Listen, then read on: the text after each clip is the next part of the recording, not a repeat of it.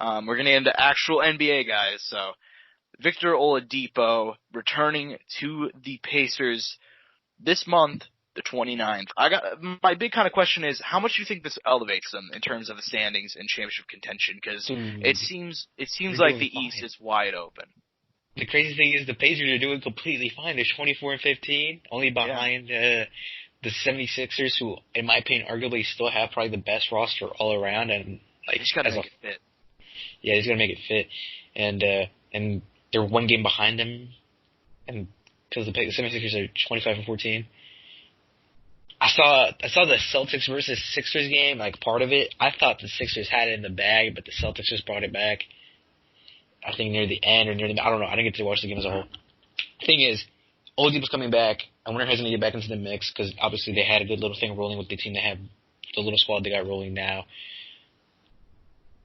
Since then, they've added T.J. Warren. They've kind of worked some rotational things with Miles Turner and Sabonis. And T.J. McConnell's going to get some fat minutes.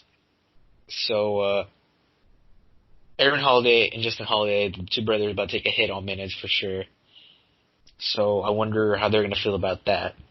I mean, I don't think there would be, at least me as a teammate, I really wouldn't contest it because, obviously as a player you will never doubt your ability. But, I think Oladipo is, pretty far the best player on the team. I think the only person who's probably behind him is probably I'd say probably second best, or the three behind him are probably Warren, Turner, and Sabonis would probably say are behind. And then I maybe put Holiday at the end of that. Aaron Holiday at the end of that. Yeah. Maybe Justin. Just depends. I think they're both great players. I think both the Holiday brothers are super talented. Going forward, though, if they're already doing good now, it just should only get elevated even more and get deeper into the standings. They could pass the Sixers and pass the Raptors and, sit pretty there. And maybe even pass the Celtics and push for a third seed. Because it's all really tight right now. It's only one game separating them. There's going to be a mix between, I think 7 and 8. Those will probably fight, 9 through 7 will fight. 6 through 2 will fight, for their seeding. That's all going to be mixed up throughout the year.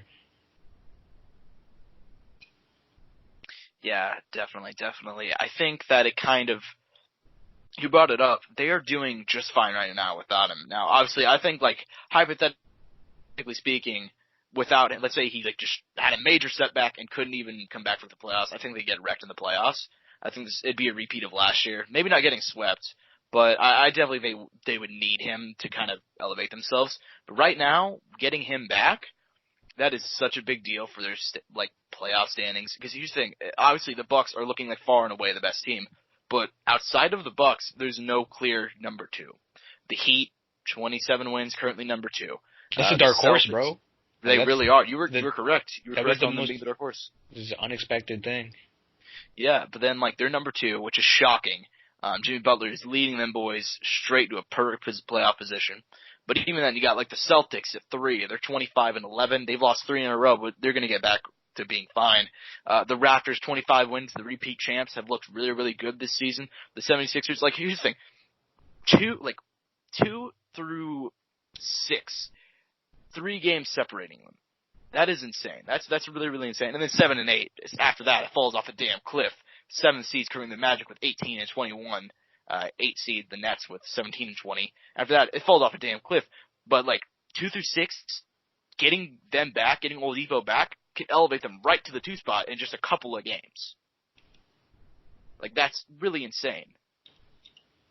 And that's what they're going to need for the playoffs. I would not be surprised to see them make that push because they were right there with Oladipo. Whenever, obviously he was injured last year for the playoffs, but the year before that, they went toe-to-toe with LeBron and the Cavs, who ended up winning the East. That was a weird game. That's when they still had Darren Collison, too.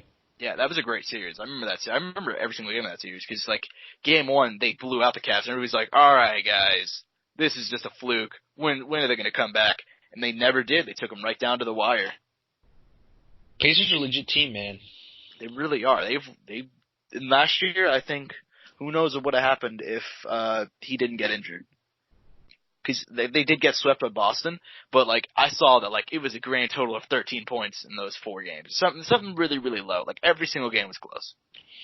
I'm really disappointed though, dude, because I really do think the top 3 teams, like seeded-wise, should be Celtics, Bucks, and Sixers. Like those guys should be there. I mean, they're not far from each other. I mean, the Bucks have a pretty sizable lead right now. But Yeah, you they're know gonna what I be mean. the 1 seed no matter what. Yeah, they'll be the 1 seed no matter what, unless something ridiculous happens. I don't think that's gonna happen though. But Yeah, it would take like a Giannis injury or some shit. yeah, which hopefully that doesn't happen. Yeah, God no. But the Heat, dude, the Heat are still my support. Like I never saw it coming.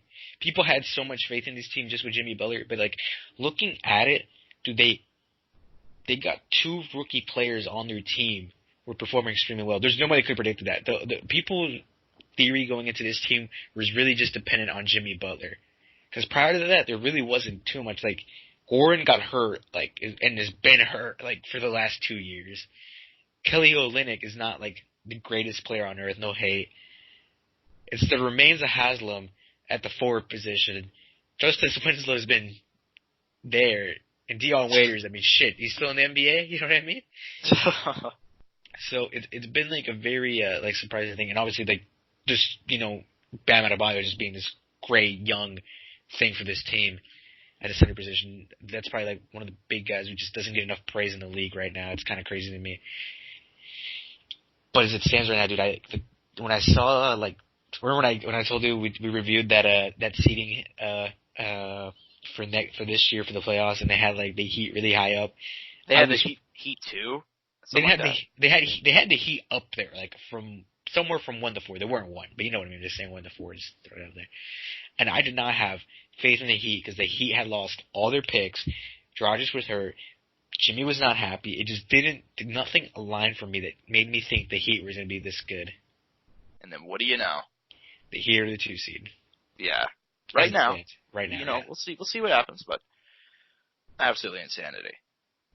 I mean, at worst they'll be the 6th seed. I mean, that's all I know.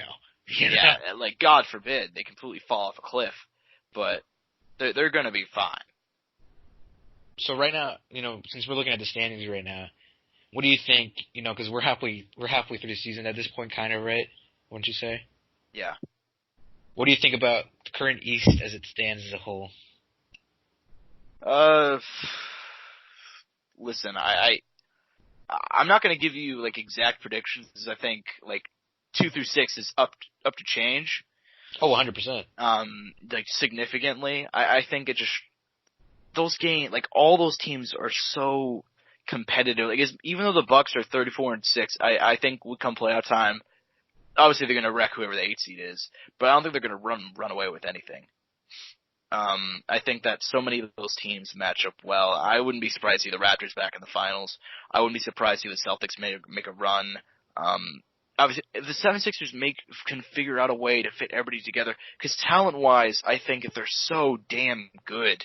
I think they're the deepest team. They really, I'm fully on that squad too. I think in the East, totally. I think Clippers in the West, but East-wise, I think the 76ers are the deepest team. I think that that Joel, Horford, Simmons, you have so many good guys on that team. It's just you got to figure out how to work them in perfectly. And they still haven't figured it out. They're a lot like, not the same situation obviously, but they're kind of like the Rockets in terms of the West, where they're winning games in the regular season despite not really knowing how things are going to be in the playoffs. And if they don't figure it out in the playoffs, then they're going to get worse matchup. Like they're not going to be able to match up as well with teams that know what the fuck they're doing.